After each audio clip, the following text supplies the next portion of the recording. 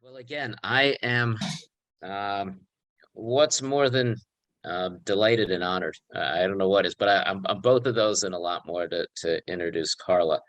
Um, if I did introduce Carla with all of the achievements that she's done, it would use up her half hour and then probably another half hour, and you wouldn't get to hear from her. So we had a little write up in the newsletter. Let me say that was just a tiny snippet, everything Carla's achieved. If I've never read any background before since that even matched it. Again, I'm going to leave it free range to you, Carla. We have a lot of very inspiring entrepreneurs here, and delved a little bit into the background of the businesses over the last few weeks. They've had sessions on business modeling, marketing, legal, really all of the fundamentals. But I think it's appropriate that this be the last one before the pitch competition, because I want them to hear from you, Carla, what do you call it? They've had the quantitative, they've had the logistic skills, but okay, what keeps driving you? What keeps driving you? What should entrepreneurs look at driven? What did you look at as the head of the Multicultural Innovation Center for Morgan Stanley? Maybe say a few words about that. What defines really the aspiring entrepreneur here? With that, I'm going to get out of the way and not say another word. Okay. All righty, John. Well, it is a privilege and an honor to spend a few minutes with you all today. So first of all, good afternoon. And I'm glad that we have an opportunity to have this conversation.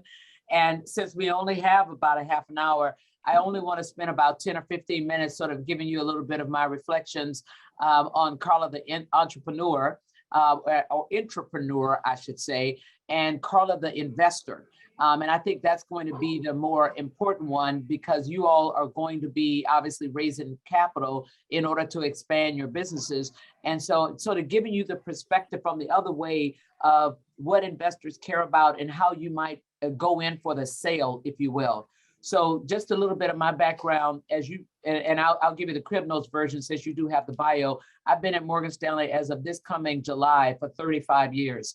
And I decided I was going to go into finance because, frankly, I didn't see a whole lot of people who looked like me, in addition to the fact that I like all things quantitative and analytical. And I thought investment banking would be a great way for me to expand my skills, really understand how investors thought, public investors, private investors. It could lead me to be a career banker, or it could give me a lot of insight if I wanted to ever go out and start my own thing, because you're going to need somebody else's capital to be able to do that. So I started in mergers and acquisitions, then I moved to equity capital markets, and then I moved to the entrepreneurial part of my career. So I went in 2008 to help the firm start a fund that would invest in women and minority-owned asset managers, better known as emerging managers in the marketplace. And now emerging managers is any asset manager with less than $1 billion under management if you're a hedge fund, and less than $2 billion under management if you are a regular way asset manager in equity or fixed income.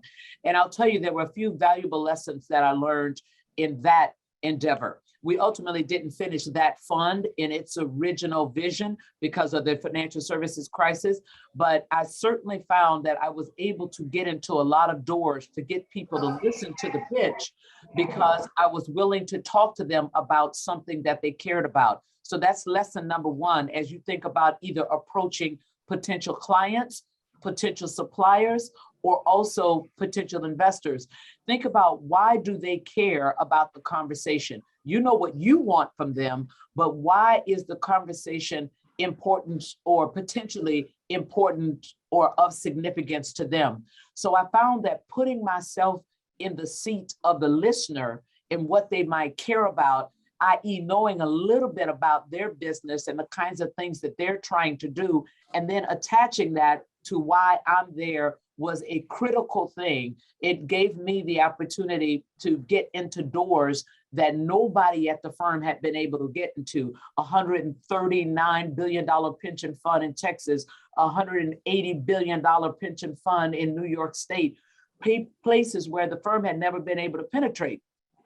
So because I could figure out what they cared about and fashion my ask around what they cared about. That was number one. Number two, I was very resourceful around using my relationships. So often, especially women and people of color, we tend not to leverage our relationship support, appropriately. And one of the things that I learned, you don't ask, you don't get. And I'll say it again, you don't ask, you don't get.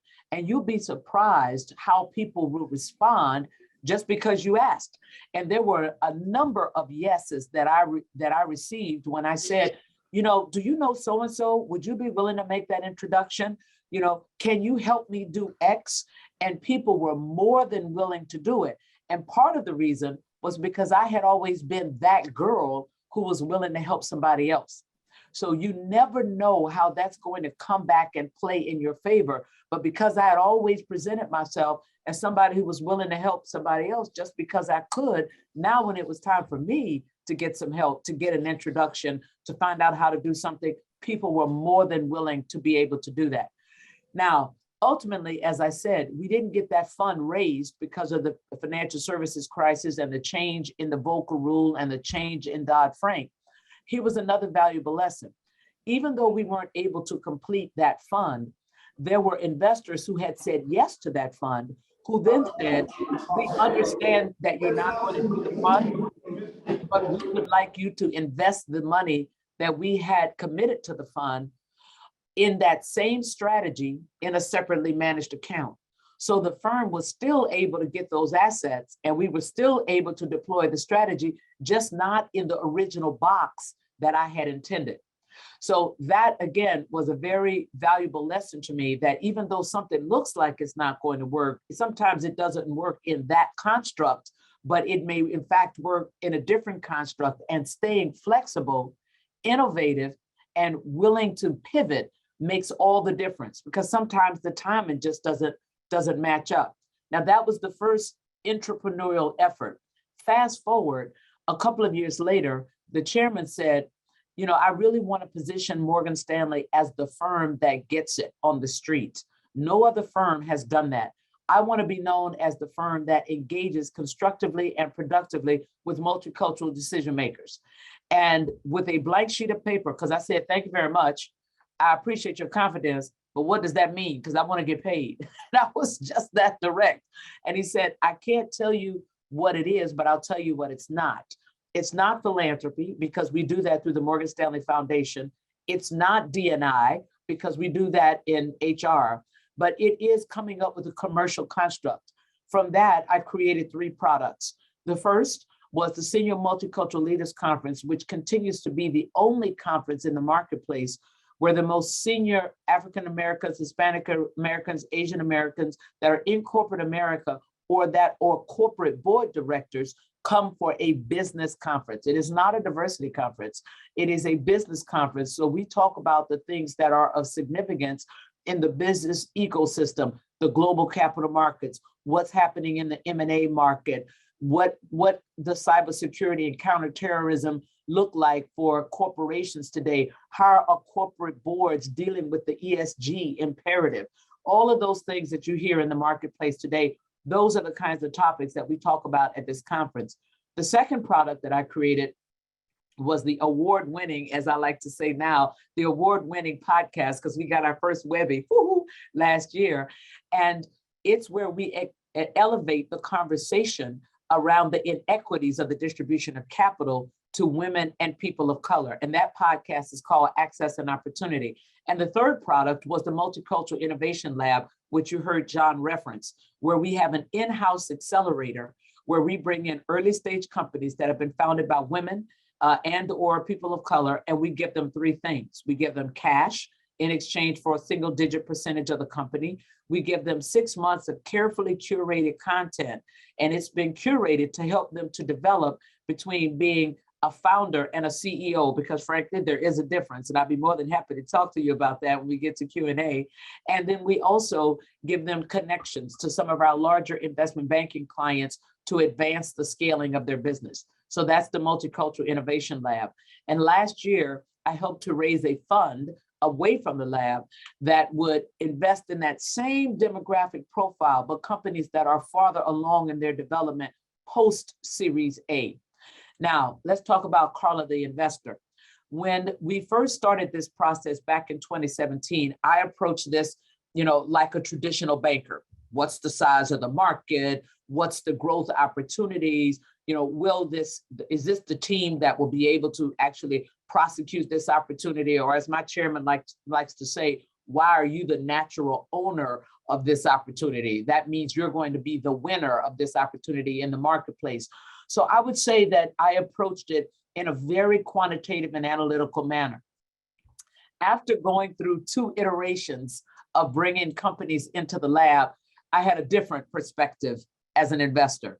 So in addition to asking the questions, is this a $1 billion market opportunity? What are the things that could really derail this business plan? What are some of the exogenous factors in the marketplace that could confound this? What does competition really look like? What might the incumbents do to a new entrant? All those questions that you would ask from a diligence perspective as an investor. There were other things that I started looking for, and I'd like to share these with you because I do think that if you have some of these on your mind when you are making a pitch, you can cut some of the questions off at the pass, and you sort of leave people with very little reason to tell you no. The first I was looking for in the principals, in the founders, what was their risk profile like? Were they willing to take risks? Or were they willing to play it too safe with respect to the investments that they're going to make? And one way you can really tell is when the market gets challenging and their business is doing well, are they willing to continue to double down and invest more in the business? Because when it's a tough economic environment and you happen to be doing well, that's exactly when you should be hiring more people because your competitors are probably hurting. And your competitors have talent, and talent gets a little bit nervous whenever the marketplace gets bad. And that gives you an opportunity to go in and make a sale and maybe be able to recruit some of the best talent from your competitors. Maybe you need to be making an investment in a new technology. Are you willing to take the risk of investing in a new technology before it's obvious that that's going to pay off with higher sales or greater profitability? So I try to ask questions that will give me a sense of your risk orientation. The second thing that I care about as an investor is your relationship orientation. I have met a lot of founders who are willing to execute, and many who don't want to get out there and meet investors or meet potential clients or meet potential suppliers. That's the part of the business that they absolutely hate. Well, here's the problem with that. If you're focused on execution in the early days of your company's life, there's nobody that can sell it or should be able to sell it the way you can. And if you're absolutely averse to going out there to make that hustle, if you will, then I want to see how resourceful you are, which is the other R, how resourceful you are at bringing on other people that might do a better job selling. So either you have to know yourself and know what your superpower is. And if it's not selling, I want to see very early on that you have brought somebody on that lives just to sell. They live just for the hunt, let alone the kill. And that's going to be important because when I see a founder that knows himself or knows herself and know where their gaps are, that's very attractive. Because that tells me that they're going to be assertive and going to get those things to fill in those gaps. The resourcefulness is really all about not only can you identify the right people or understand your own weaknesses that can fill in those gaps, but are you scrappy? Are you willing to use every human resource available to get an introduction to a supplier or an introduction to somebody who could do a pilot or somebody who can be a customer? But are you being resourceful about the physical resources you have, not just the money, but the plant, property, and equipment? Are you squeezing every bit of opportunity out of everything that's at your beck and call? That resourcefulness matters a lot. I love to see an entrepreneur that is scrappy. They will go for it. They'll go to the end because I know that entrepreneur is likely to make some money. And here's the last piece. I look for what I like to call resistance. And what is that? In the asset management world, what you care about is style drift. If you find a good equity manager or a good fixed income manager, and they're making a lot of money in the discipline. So let's say I've decided I'm going to be an asset manager that does nothing but trade large cap stocks, stocks like McDonald's and J&J and Exxon, Walmart, Walgreens, big cap stocks. That's my thing. That's my lane. That's my discipline. And I'm doing quite well in that. Now, all of a sudden I said, well, you know, I'm doing so well in large cap stocks that, you know, and the growth stocks are really doing well right now. Maybe I'll add a couple of those growth stocks into my portfolio. And you know, maybe I'll add a couple of mid-cap stocks. That's called style drift, that you are now operating and investing in a space that's not your expertise. And the reason I care about that with early stage companies is that the temptation is so great to go away from what your main business is. So I try to see whether or not you have that resistance against that temptation. Because here's what I have found with early stage businesses. Let's say that my business is to create these white cups. That's what I do. I do it faster, cheaper, better than anybody else. I'm the best in the marketplace at making these white cups. But after about 11 or 12 months, I'm not getting a lot of sales in these white cups. And now John comes along and says, you know, I really like the style of that cup. And if you make 500 of those in blue, I'll buy them. So now I'm saying, well, you know, I have capacity. I haven't made a lot of sales in the white cups. And if I can make white cups, I can make blue cups. All right, sold to you. I'll make 500 blue cups. Then Angela comes along. Angela says, I like that cup, but I don't want it white. But this is what I do, and I do it better than anybody else. And she says, I'll take $750 if you make them red. And I say, all right, I got capacity. Nobody's buying my white cup, even though I'm the best at making this white cup. Sold to you. I'll give you $750. So now I'm making 500 cups for John in blue, 750 for Angela in red. And then Bruce comes along. Bruce says, I like that white cup. I'll buy 5 million. And guess what? I have no capacity, because now I've turned my machinery towards making some red cups and turned my machinery towards making some blue cups. I have no capacity to do the thing that I'm the best in the marketplace to do, right? And sometimes companies are so distracted because they haven't made a lot of sales in the thing that clearly they own and can do better than anybody else. And before you know it, they're running all over the place just because they can, even though that's not their best and highest use. So I also try to solve for that, to see whether or not this person has the resistance and the dedication to stick to the thing that they are best at. So Carla the investor, in addition to looking at, you know, the real business opportunity by the numbers, I also try to assess the founders around those screens as well, because I have found that that has allowed us to make some pretty good decisions around the people that we bring into the lab.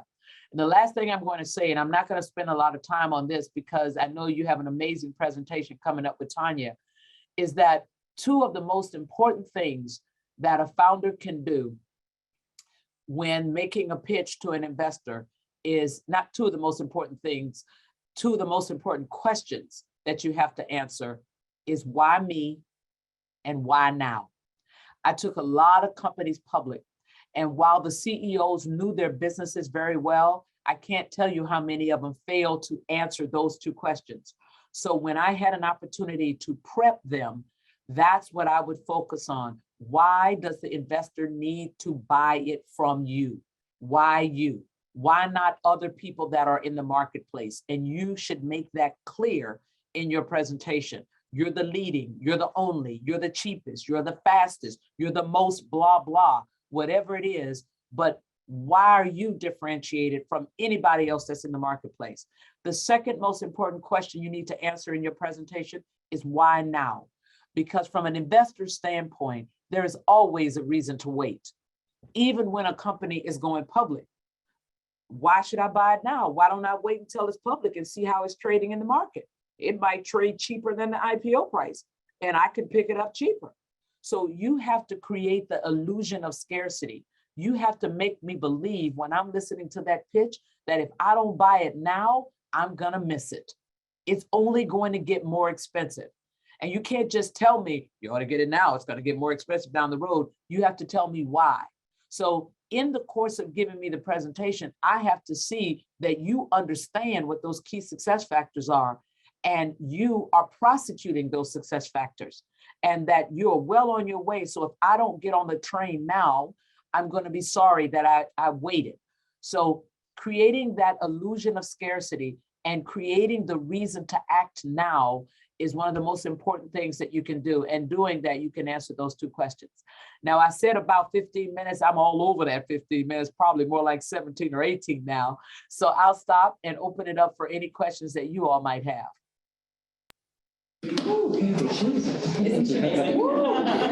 Jesus.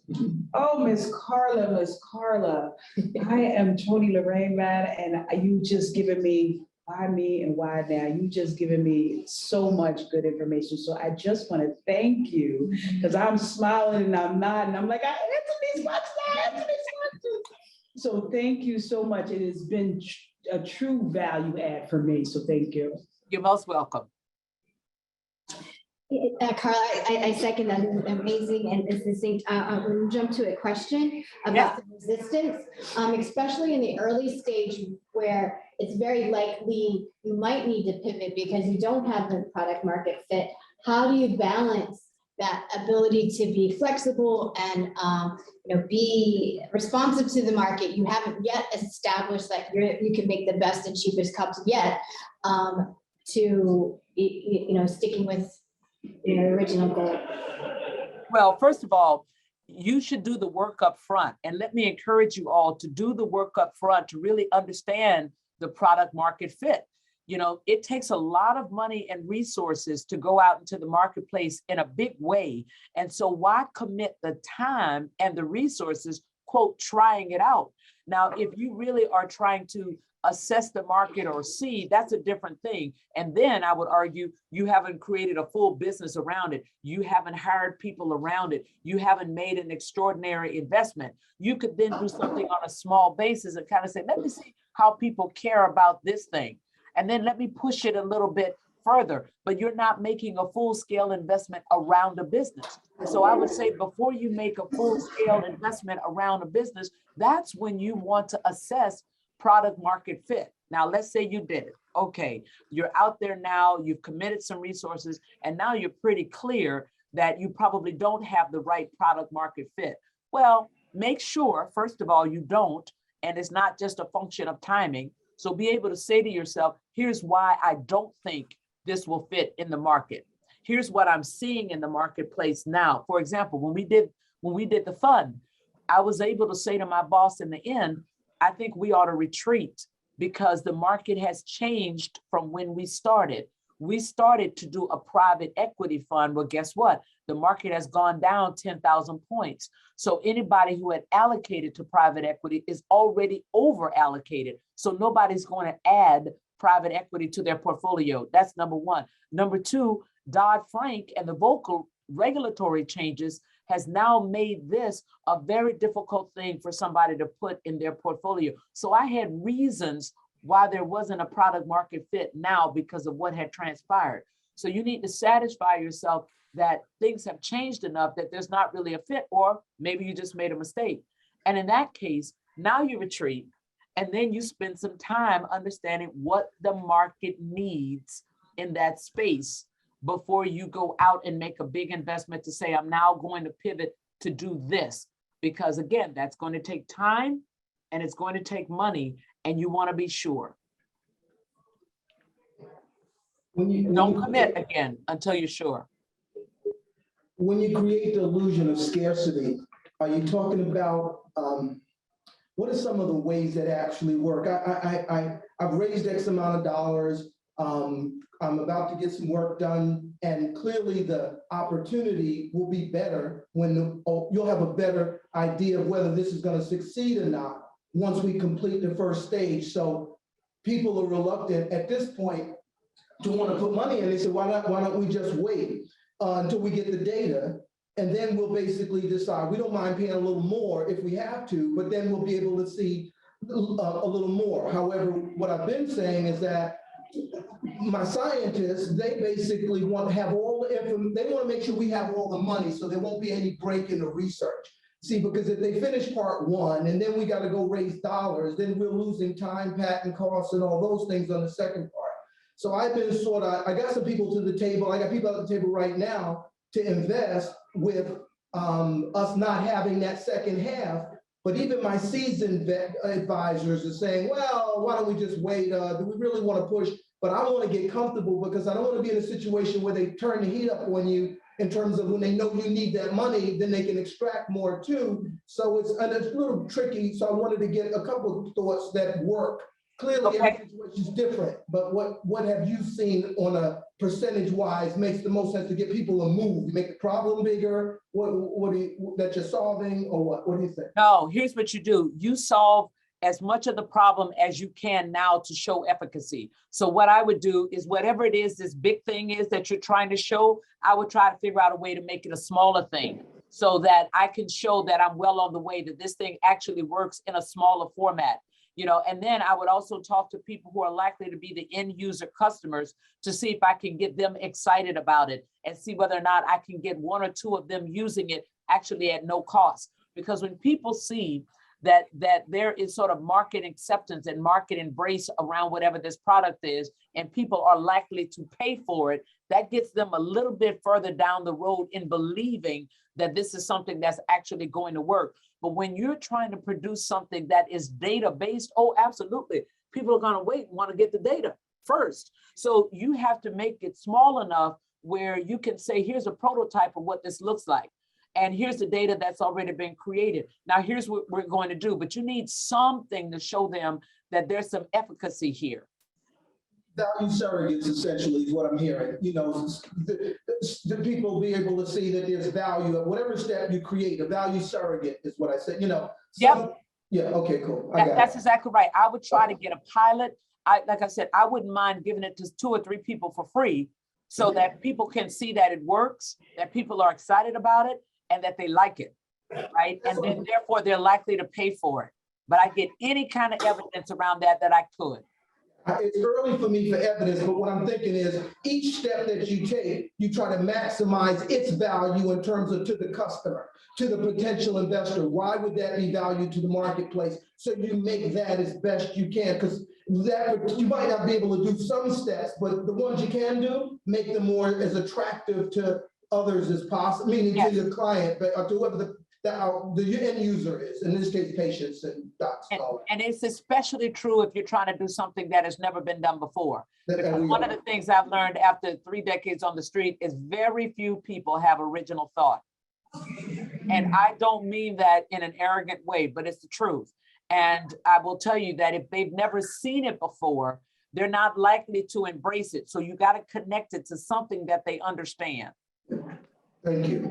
Perfect. Thank you. I think there's one more question from Deborah, who's got her hand raised. Thank you. Thank you, Ms. Harris. That was very informational. I have a question on how does your process work for nonprofits? Is it the same mindset when you're investing in a nonprofit? Yes, absolutely. And thank you for that question, Deborah, because at one time I sat on 8 nonprofit boards, right? So again, when I'm deciding to write a check to a nonprofit, I want to understand who are they serving? Is that a huge market need that's not likely to be disintermediated in the short run by some kind of policy or regulatory change? I want to understand whether or not there are any larger nonprofits that are doing the same thing, because as you know, about 20 years ago, a lot of funders wanted to consolidate their giving, and they didn't want to give to, 3 or 4 organizations that were all in the hunger space, or 3 or 4 under organizations that were all in the homeless space. So it's even more important that you think about what are we doing that nobody else in the marketplace is doing right now, and what need are we serving that you as a funder, might get some benefit from, knowing that you're helping this constituency in the marketplace. So that's a big deal, I'd say, when you're in the nonprofit space, even probably even more than, I'd say in the for-profit space, because funders today, especially large funders, don't really like to see 4 and 5 and 6 entities prosecuting the same space. And they're going to go with the one that's serving the most people if they can, right? So you need to say, well, we may not be the largest, but here's what we're doing that United Way is not doing, or that the food bank is not doing, or, you know, XYZ homeless shelter is not doing. Because then they can get a vision in their minds that you might, in fact, at some point be the consolidator, that you might roll up the rest of these organizations and services underneath your umbrella, and that's attractive. Thank you so much. Thanks. Yeah, thanks for a great presentation, lots of great advice. I have a question. So most of us here are very early stage companies, or early stage nonprofits. So accordingly, our teams are extremely small, you know, a couple of people. So what we're trying to build out are I guess, the needed skills we need to have on our team. We're not doing that many, we can't do that many people who are, you know, full-time at it. And the alternative is to do advisors to have added skill sets. How much value do you put in advisors as opposed to someone who's, you know, really working full-time on the team?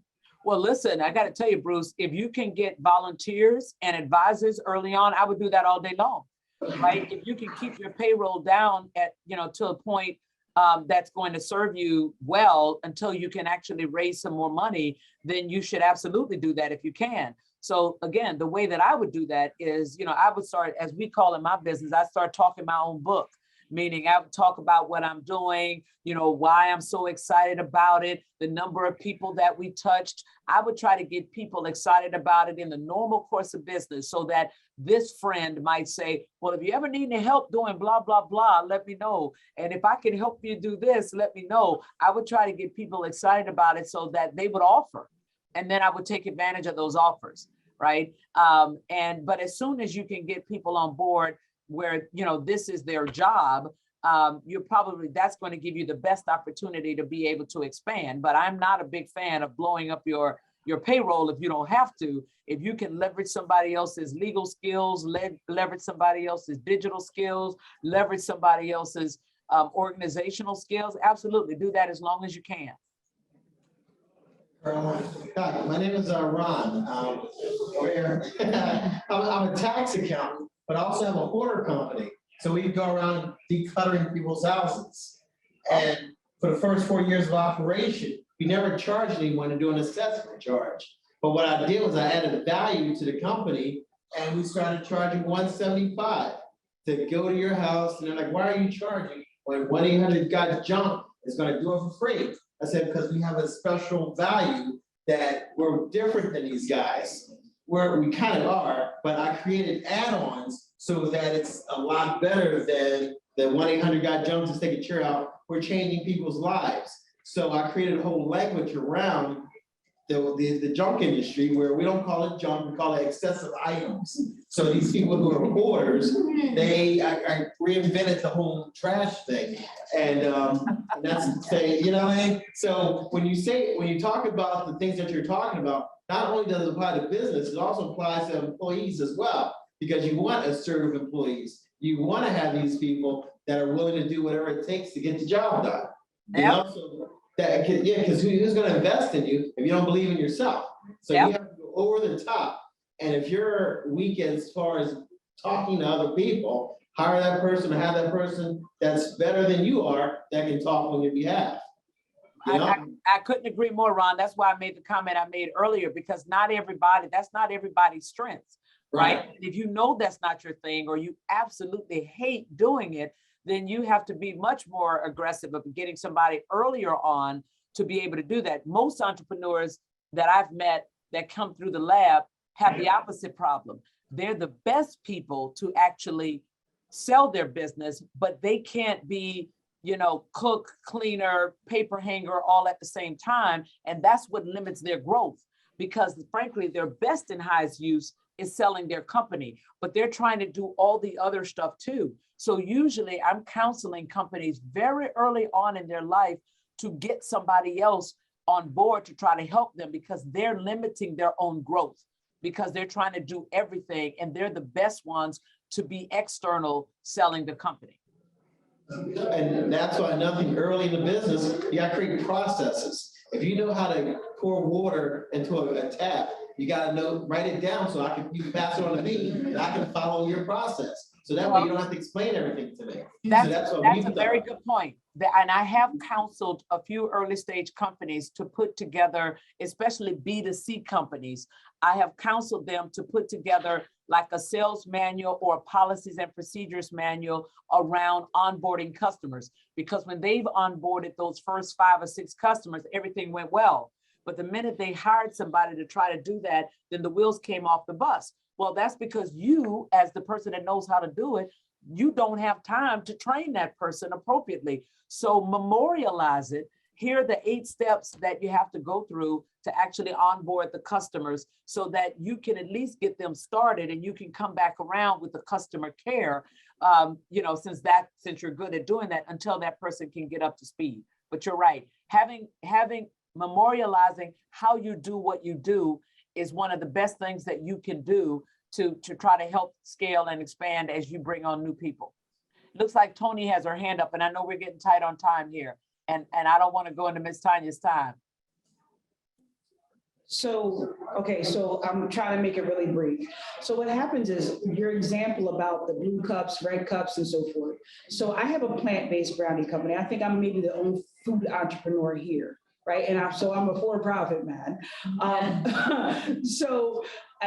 What happens is, so during this process of launching this company, I also, because I'm Jamaican, I wanted to make everything that I do is plant-based. But what I did was I literally put my Jamaican beef patties, I put it in another company.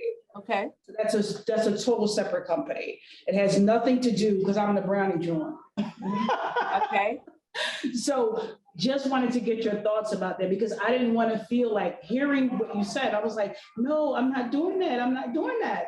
I just want to make sure that, I'm right, because I actually have 3 different companies. One is just cookies. One is just cookies. One is just, plant-based brownies and all the things that encompass brownies. But the other one is definitely a Jamaican patty company, because there is nobody, that is like a blue ocean, because there's nobody in the plant-based patty space. Okay, so here's the deal.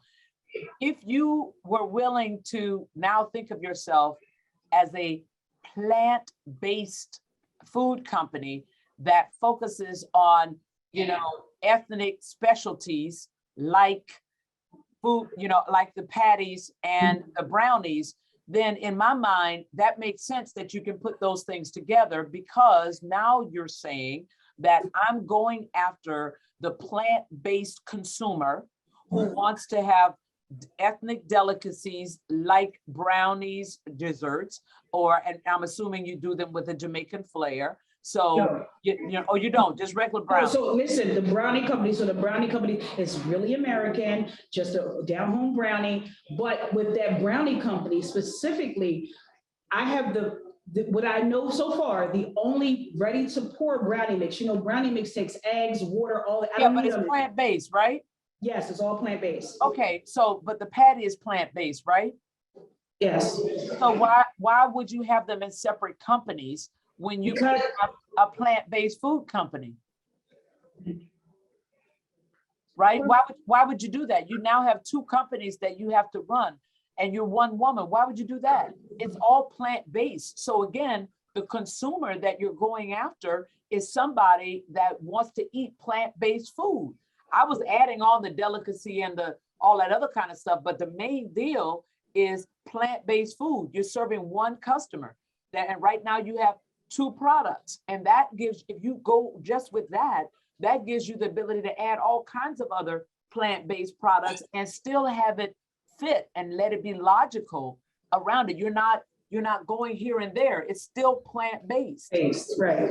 And one more, a caveat to that is that when you do your taxes, if you set up an LLC or C Corp or whatever, you got multiple companies, you got to pay more fees than just doing one company. So if you have like 3 LLCs out there, it's going to cost you X amount of dollars to do a startup business tax return. True. Very good point. Okay, so I think we're in good shape, John, you think? Absolutely. And every time you talk, I take down copious notes. Yeah, I absolutely Thank you. applaud. This has been fantastic. I thank you. I appreciate your time. I appreciate Tanya, his time, but this is fantastic. I'm always blown away. Whenever you have time to talk, just call me. I want to listen. Okay. All right, John, thank you guys, and good luck to all of you. Thank you very much. Bye-bye. Much appreciated.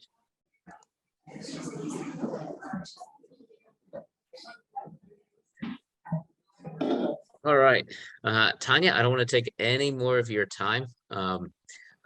Again, when I reached out to Carla, she's cutting back a lot of her responsibilities, and I said I was doing this, and originally she said no, and I said no, I'll open it up. Here's every day we're doing this. We will cut time out regardless of what you pick, and she picked this one. But amazing woman in general, and amazing information. It'd go on forever.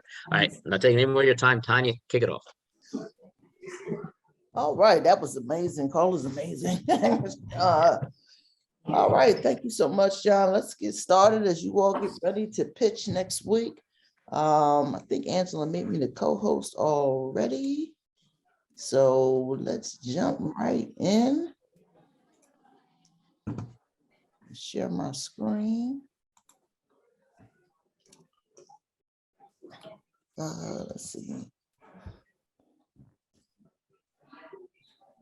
So That's not good. I can't watch that.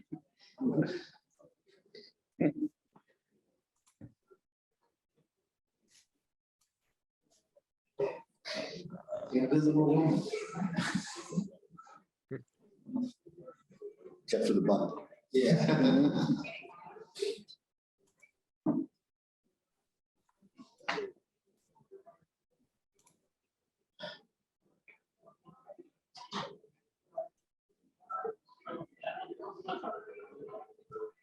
All right, anyone see that? good. I probably should change that header. I'm not going to really get too much into talking about myself. Those of you that may know me or may not know me, I have an organization called Mom Your Business. We help Black and brown female founders to grow their business through education, mentoring, and increased access to capital. I need to change this number because to date, we've actually helped founders raise over $150,000 in non-diluted capital, primarily through pitch competitions. We have a couple of different programs, including our Founders to Funders Business Accelerator, our think tanks, and subject matter expert sessions, as well as retail pop-ups, podcasts, and our online academy. Again, I'm not going to really get into that. I'm going to really take a look at 3 different pitches.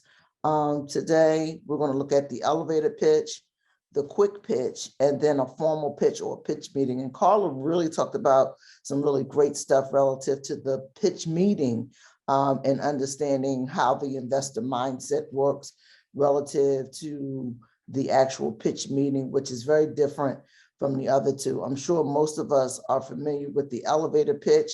It's called an elevator pitch because you're supposed to be able to tell who you are and what you do in a matter of 20 to 30 seconds, which is the time it takes for an elevator to travel in between floors.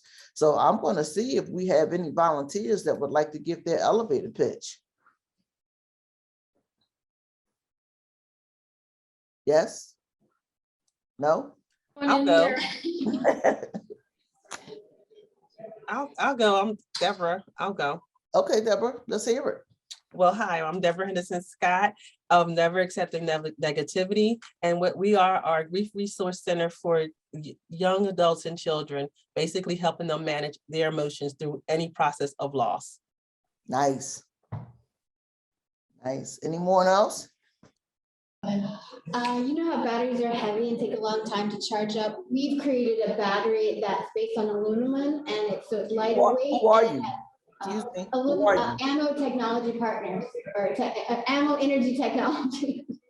And it's lighter weight and has 3 times the energy density as lithium ion. Okay, again, you didn't say your name. So when you give a pitch, you want to be sure to say your name and who in your business name and what it is that you do. Okay, well, I was going off the model of like, people won't remember your name until you give them a reason first of why they should remember you, because otherwise you're just like, who's that? And first you connect with them and then But say. if you're introducing yourself to someone, I want to know who you are first and foremost.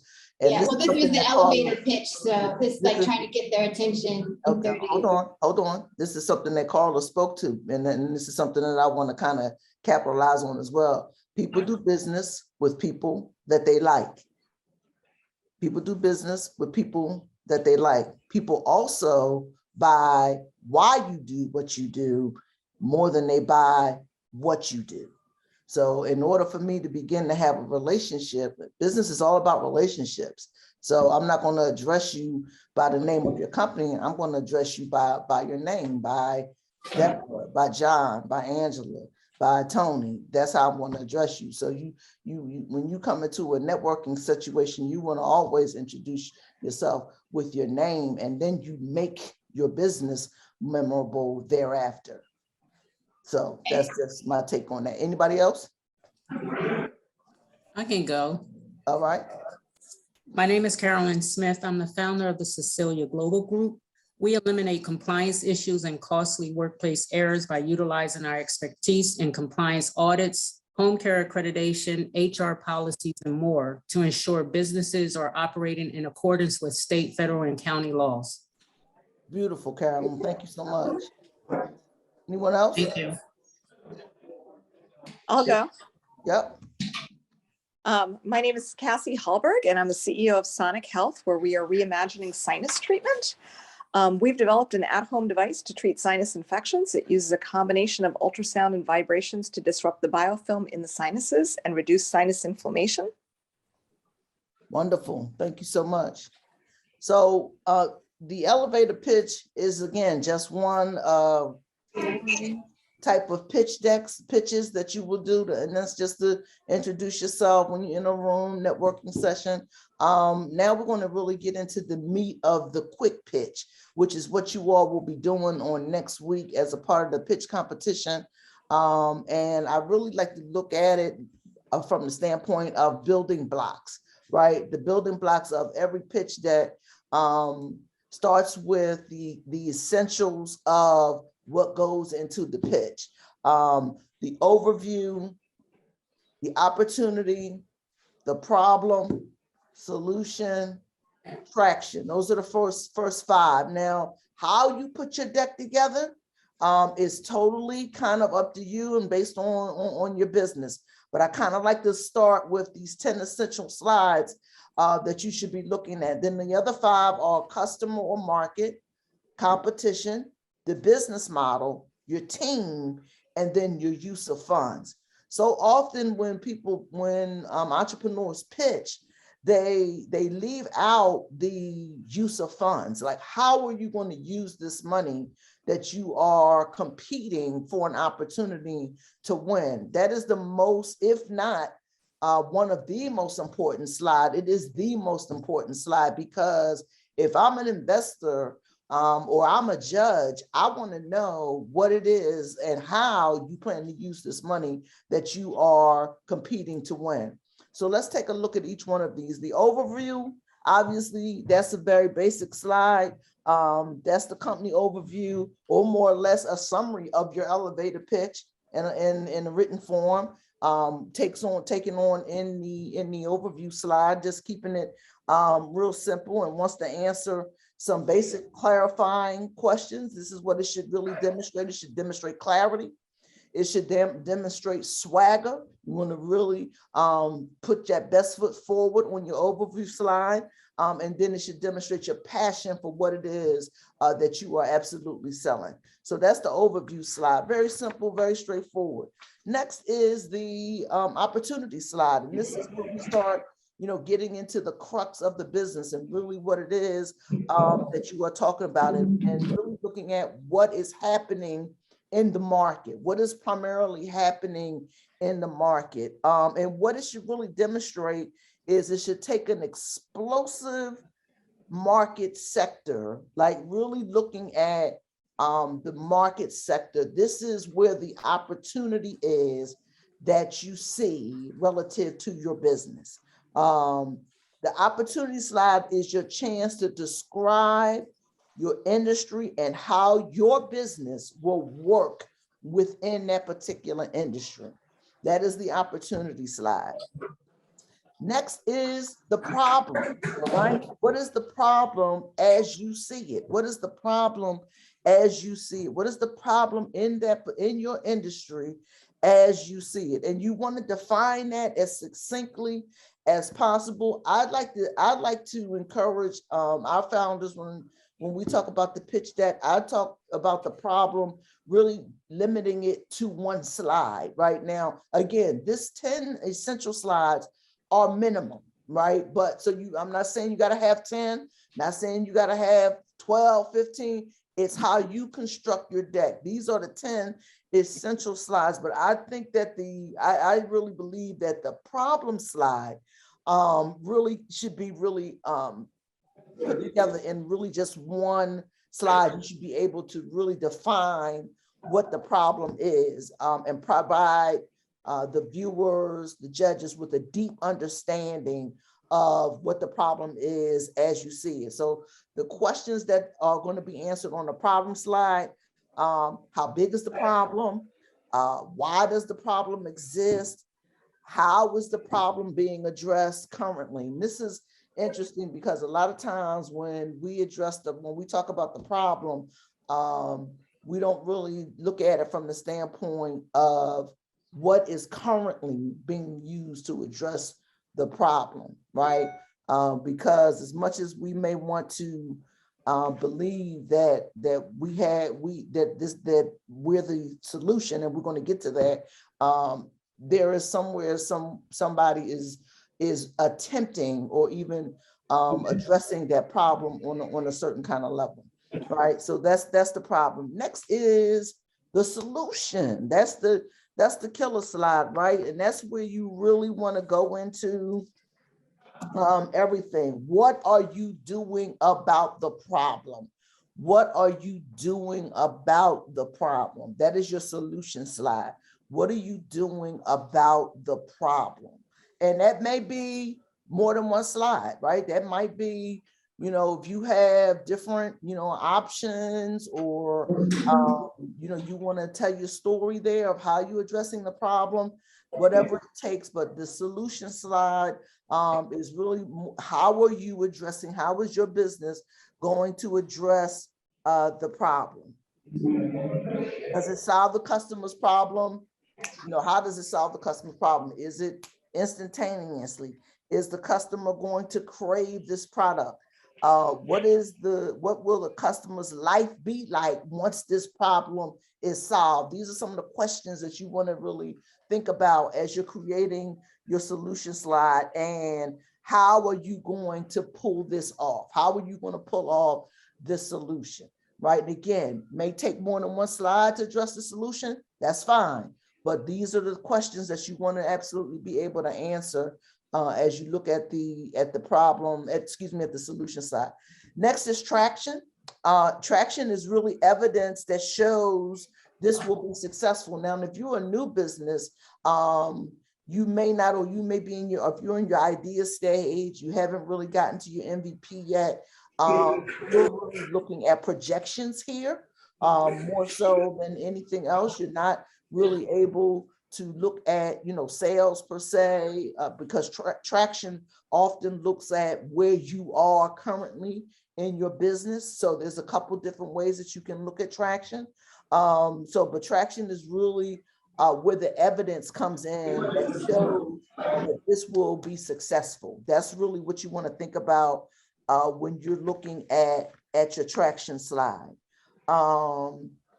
Questions you need to answer on traction slide. The goal is really the most common way to show traction is through growing sales or users. So that's really what you want to look at on the traction slide. Again, if you're new, you really want to look at it from a projection standpoint, somebody that's in business can really speak to where they are now currently, as well as it relates to sales, as it relates to if it's something in tech, number of users, number of downloads, those kinds of things. That's how you would actually show traction. So I want to stop right there to see if there are any questions about those first 5 slides, any comments or questions.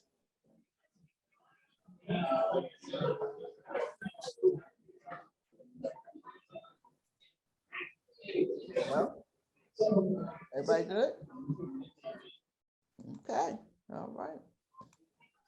All right, the next 5 are customer or market, competition, business model, team, and again, use of funds. So your customer or market, this slide is who are your customers and how many of them are there out there? Who is your customer and how many of them are out there? So the customer, you know, when we work one-on-one with our firms, when we work one-on-one with our founders, we really take a deep dive into the customer down to the point of even creating a customer avatar. So it might be, this is Michelle. She is a single mom. She has 3 children. She drives a Toyota Camry. She works part-time. She's looking to start a new business. She listens to WDAS FM, whatever it is. When you talk about your customer, you want to really take a deep dive as possible, as deep as you possibly can, as to who she is or who he is as a user of your product or services. That's how you want to really take a look at your customer. You want to clearly define your market. You want to get specific numbers for how many people fit your customer description when you want to describe your customer on the customer slide.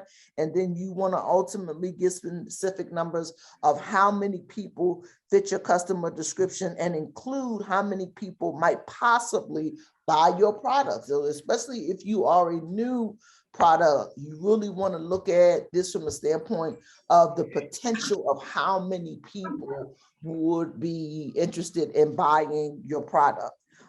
It's much easier as far as revenue. It's much easier to argue that there's a demand for your product if you have paying customers, right?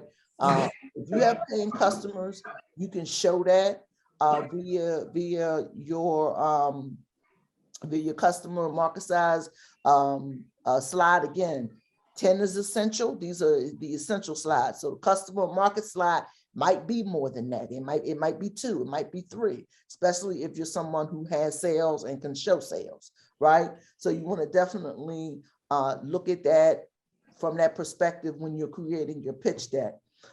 Next is competition. And obviously that, you want to, I often tell folks that when someone tells me that they don't have any competition, I get nervous because all of us have competition, regardless of your business. There is a competitor somewhere. It's just up to us to do the research to thoroughly identify our competitor, even if it's just one. And that is, competitors come in 2 ways. They are either a direct competitor or they are a non-direct competitor. So it's up to you to identify and do the research on those competitors. I give you a prime example of what I mean. Someone has a t-shirt company, right? And so they have a t-shirt company. So Nike, Adidas, and they're in the sports, specifically in the sports realm. Nike, they are not direct competitors because as a small business, they're not your direct competitors. But that little mom and pop shop, that brother down North Philly who was selling specifically, his particular local brand, that may very well be your competitor. So that's the difference between a direct competitor and a non-direct competitor. That's just like a small example of that. So again, you want to make sure that you've got plenty of knowledge of your industry as you look into your competition. That information as far as the industry kind of flows between your customer and your market, your competition, all of those kind of really kind of flow together. Next is the business model, which is simply, how am I going to make money? How is the business going to make money? That is the business model in and of itself. Is it a freemium model if you have an ad?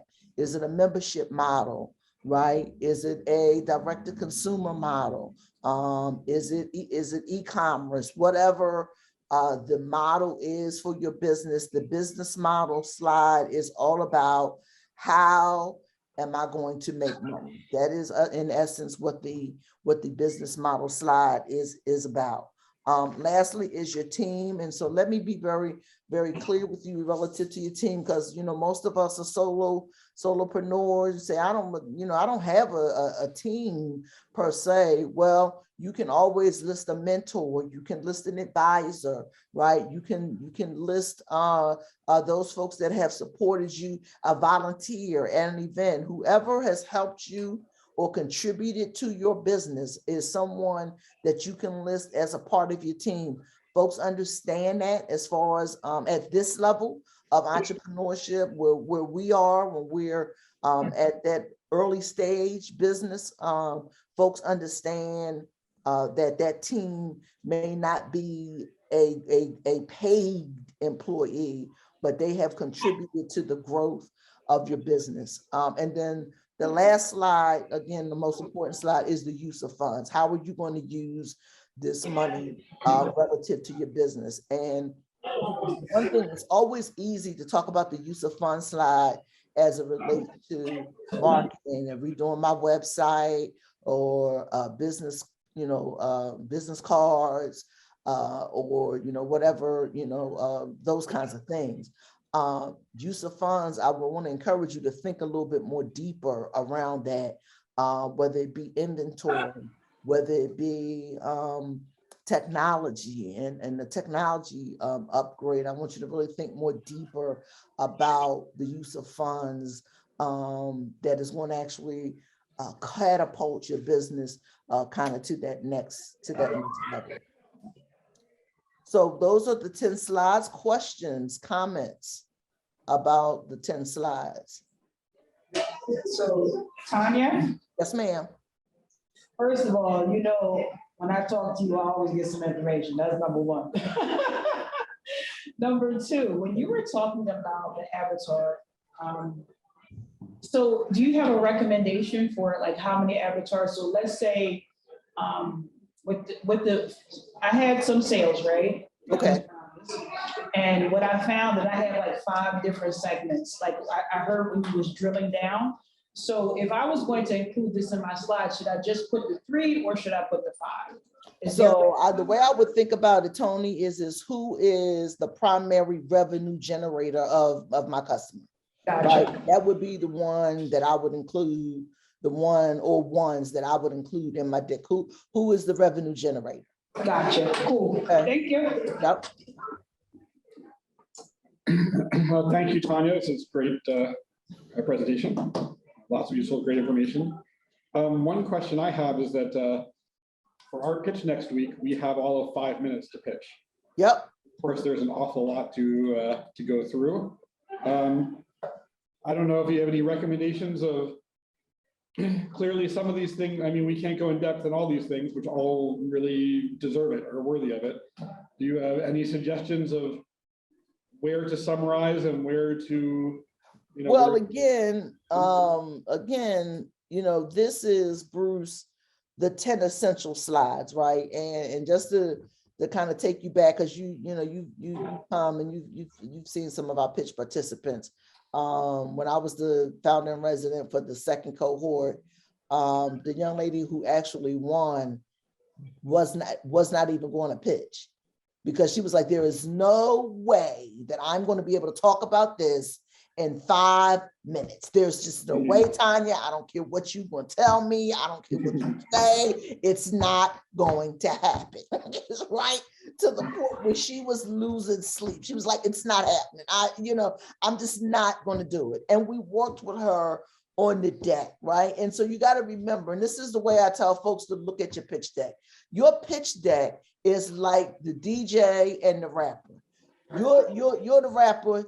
The pitch deck is the turntable and the DJ. It is there to support you in your presentation, right? So it doesn't mean that you have, it means that you are talking about your business, and all that deck is doing is emphasizing what you already know about your business and how you talk about your business. That's all it's there. It's there to back you up. It is your background sentence. It is your pips, if you will. And you are Gladys Knight. It is there to back you up, right? So so how you put it together, you put it together in a way where you can tell this story as succinctly as possible, Bruce. So that's really my tip. That's why I said about the problem slide. I would make sure that that's one slide, right? And if we go back and we look the overview, that's one slide. That's just your elevator pitch. That's only going to take you 20, 30 seconds, right? And then you have your opportunity. That should probably be one slide, right? The problem should be one slide. Depending on where you are with traction, that could potentially be one slide. So it's really about how you put it together. Use of funds, one slide. It's these three here: customer or market, competition, and the business model, that are really the three that are the most in depth that you're going to have to go, right? Because when you talk about your customer and the size of the market, when you talk about the business model and how you're going to make money, those are the slides that are going to really take a little bit more of your time. Ms. Tanya, I have a question. Yes. So my business is a nonprofit, and my business model, as far as making money to the consumer that I'm helping, the process is free. But when I go into the entity like the school districts and other services, that's where the money comes from. So do I do two separate avatars? No. So what you're going to do when you're on the business model, right? What you're going to talk about is you're going to talk about the school districts and them as far as being a part, because they're going to be on your customer slide. The school districts should be on your customer slide. Those folks that you would contract with, is that right? Because that's what you're talking about. So as contracting. Those are the folks that I want to contract with to get the kids from the school district or from the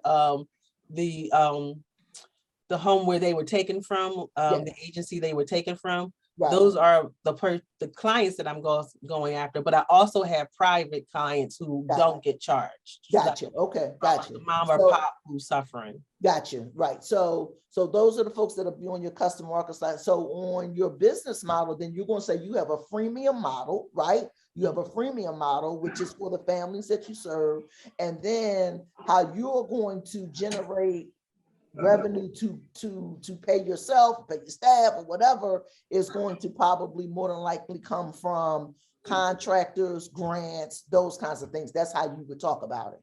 Okay, thank you. Yep. Anyone else? Tanya, I have a question. Yes. In the presentation, right? So in the areas where you're making slides, you could be stronger in one area than another. Frankly, you could be a little bit weak in a particular. You usually are as a startup, right? Sure. Do you advise strategy-wise to lay that weakness out clearly, or sort of emphasize those areas where you are strong? I mean, which do you find is better in a presentation? Being very transparent on the weaknesses, or focus where you're strong and kind of move those, kind of don't dwell or even it relative to your presentation skills or relative to the business?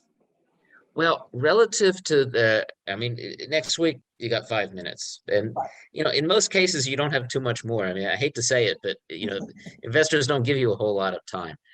What do you do about those weaknesses? Do you want to be upfront, or do you want to kind of gloss over them and focus on the areas that you're strong strategically? What do you think? About the business you're talking about?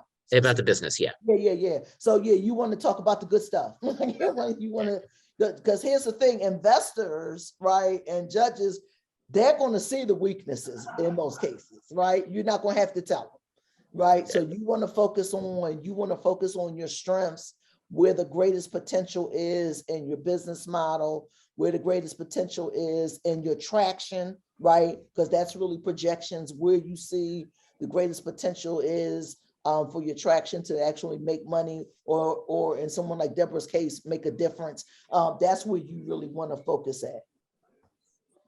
Got it. Anyone else? So I kind of wanted to, we talked about the elevator pitch. I normally would do an exercise, but you guys were pretty good with your elevator pitch. The short pitch, again, as John just said, is typically 3 to 5 minutes. It includes those basic slides that we just looked at. I like to say 10 at the minimum. At the minimum, it should be 10. Now, having said that, and this is the next stage of a pitch meeting, when you now have someone that has seen your pitch, and now you are looking at that next level of a potential investment. Stage 1, you build rapport. Stage 2, ask questions and listen to show respect, and deliver the prepare component of your pitch. And this might be a different pitch deck. I got about, I don't know, 3 to 5 different pitch decks, depending on who I'm talking to, relative to Mom Your Business. So you have to keep those things in mind. And that's why it's important to know your audience. So, and then you deliver the improvised component of your pitch. This is what I was saying to Bruce. It's just a matter of you telling your story. That's the improvised component of your pitch. I went to an event in Atlanta last week called the Startup Showdown, and the pitch participants were on the stage, and they had a teleprompter, mostly for them to know what they were talking about when they were talking about it, right? And it was clear to me that they were so seasoned. I was literally blown away by the presentations, because those guys were so seasoned, and ladies. And then in stage 5, you ask for one thing if necessary and leave on a good note. So again, that's speaking to specifically, your use of funds slide, and knowing where you are relative.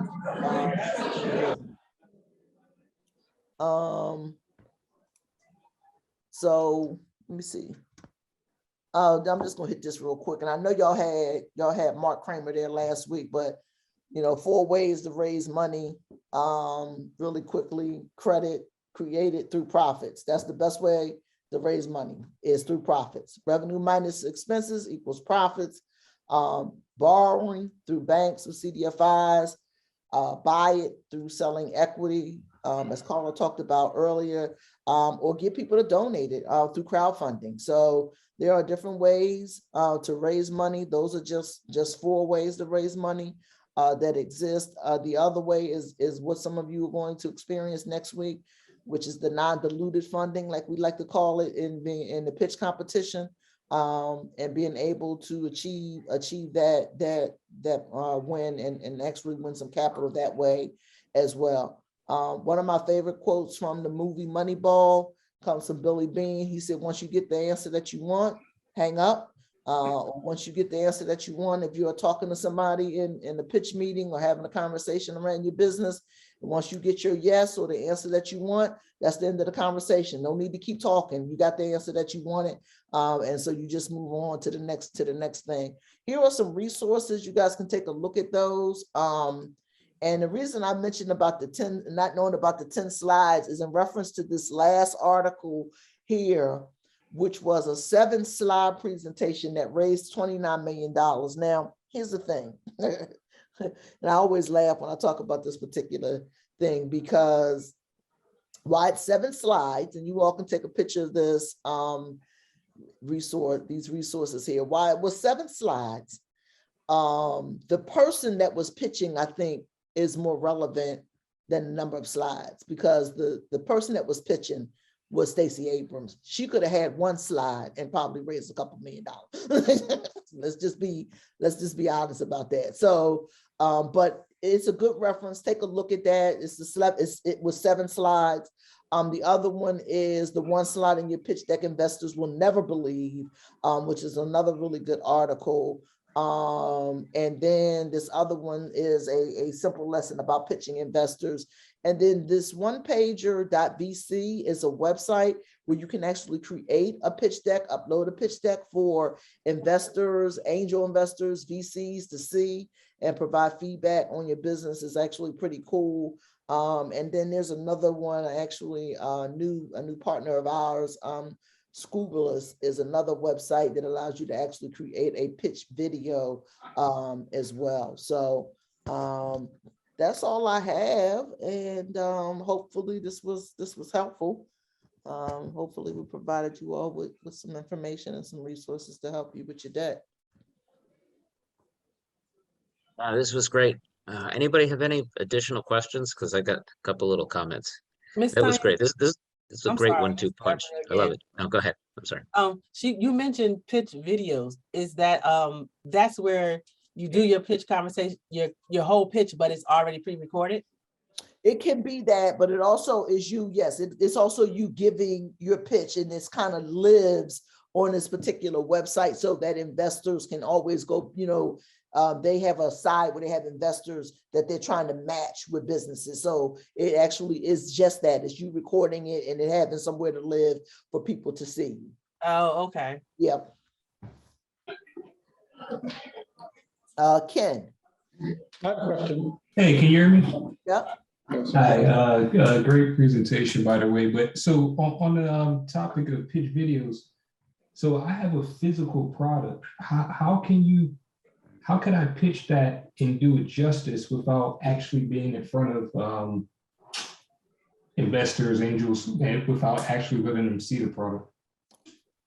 Well, in your pitch next week, are you going to bring your product next week? You're going to have a pitch deck, though, right?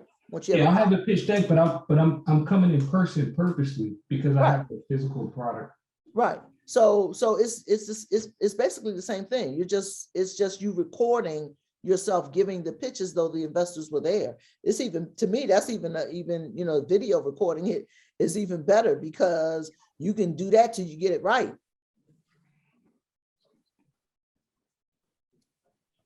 Yeah. Okay, thank you.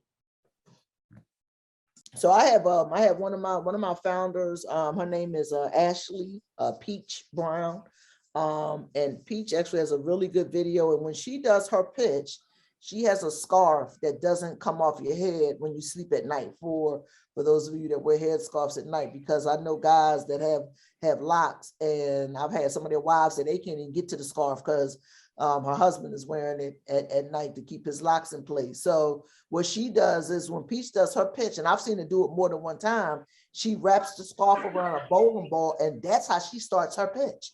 She holds up the scarf, wrapped around the bowling ball, and said, have you ever had the experience of your scarf waking up in the morning and your scarf is not on your head, it's in every other part of your bed at night? Introducing the sledge scarf. That's how she starts her presentation. And then she goes into her deck. Interesting. Thank you. Thanks for those tips. Yep. I have a question. When you're talking the pitch meeting, you're discussing that. You mentioned delivering your prepared component versus your improvised component of your presentation. How do you differentiate between the two? So it's not a differentiation. It's the improvised is basically, like I said, your PowerPoint is your background. Is your background. So it's basically you are improvising. You are just telling your story. Improvising is really you telling your story with your deck, basically providing the information or the details of the story that you're telling.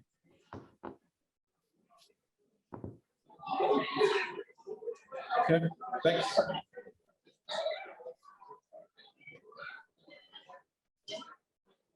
Anyone else? So I've got to tell this story that it actually is appropriate today on the power of the pitch. Again, so much of this is the psychology of how you present to your audience. There was a presenter today, Scott Painter in the car business, he's got a long history, but he started a company a couple of years ago called Fair. It raised $2 billion in a very short amount of time from major investors like SoftBank, and essentially lost it all. It's in Chapter 11. Now, most people after that would probably just shrink away and retire. He's in front of everything. He basically started a new company, very, very similar to the old one, with the same second in command, and just raised another $300 million from named people. And you got to step back and ask how, okay? Well, he presented today, and you know, I've been in the car business a long time. I know his history. The spin that he put on the presentation made me saying, yeah, I'd go in all for it. So his first company was Cars Direct, okay? And it made a big splash. It was one of the first companies back in like 2000 that hit $1 billion valuation on funding, raised $100 million. Well, the history of it is it was sold out to Penske for $15 million. Didn't work financially. Wow. But he presented it as if, look what we achieved with Cars Direct. That was the first real online way to sell cars. And look at it now. We were way in the forefront. Then he moved on to TrueCar. Okay. And that was a financial success up until he himself torpedoed it and got thrown out. It was a public company, got thrown out as CEO. Okay. He put that up there. And what he said, look, okay, TrueCar was the first really transparent view, and people got pricing on how cars should be priced. You know, when we went into a neighborhood, the difference between the highest and lowest price paid for the same vehicle was 30%, and we narrowed it down to 3%. And I'm there, yeah, that was really something, right?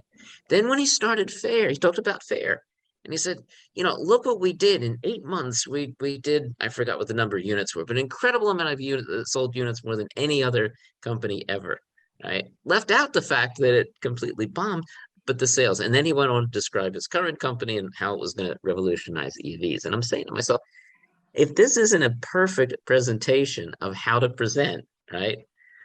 You know, he made it was very positive, and he emphasized the achievements and not the downside. And he got everyone kind of, as Tanya was saying, personalized in his court, right? Before you start, you knew the guy, you kind of liked the guy, right? You looked over the downside, and it's just, okay, that's how he raised 300 million after basically failing in the same business and losing 2 billion from really big guys. It's incredible. Yeah, thank you, Tanya, because I mean, you emphasized exactly what he did in a big sense. So this is real stuff. That's incredible. That's incredible. Great story, John. Thanks. Okay, folks, I'll see you all next week. I'm coming to check y'all out. All right. Very good. And I thank you. This has been an incredible, like 1-2 punch presentation, man. I couldn't ask for anything better. Right. So I'll tell one more little story because we got 2 minutes left, and this is so appropriate. When Carla was talking about characteristics and she went into risk profile, just a survey. How many of you thought she was going to say, hey, I'm an investor. I want you to be very hesitant about risk? How many people thought that's the way she was going to go? Right. Because I originally thought that.